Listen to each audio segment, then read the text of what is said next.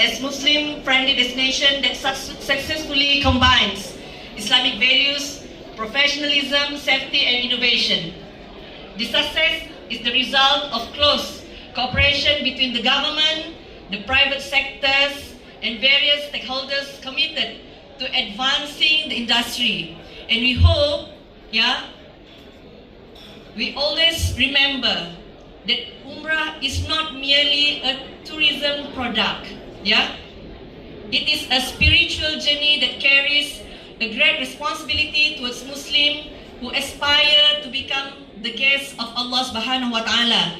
Dan kita harapkan agar penganjuran ini bukan sahaja untuk memartabatkan pelancongan, tetapi untuk memperkukuh ibadah, memperkasakan syariah dalam industri pelancongan, insya-Allah. The government also encourages the adoption of digital technology to enhance transparency, efficiency, and the quality of services in the Umrah and Islamic tourism. Digitalization is no longer an option, but it is a necessity. From package bookings, visa management, and payments to travel monitoring, technology can help create a more transparent and effective service ecosystem.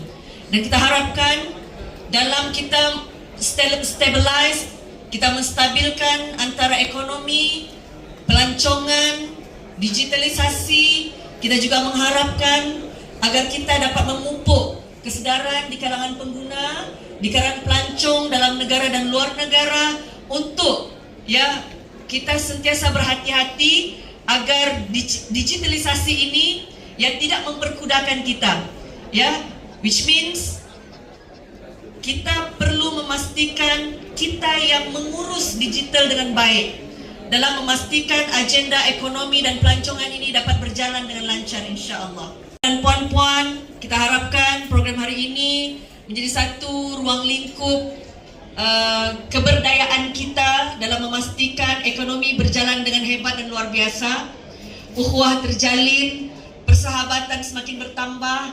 Kita juga berharap agar ibadah kita juga semakin bercambah-cambah. Semoga pendekatan syariah dapat kita perkasakan dan mudah-mudahan program hari ini berjalan dengan lancar, dan kami mendoakan semoga penganjuran akan datang di Indonesia akan sukses, mendapat sambutan yang menggalakkan, dan semoga dapat membawa negara Malaysia, nama Malaysia ini ke mata dunia, insya-Allah.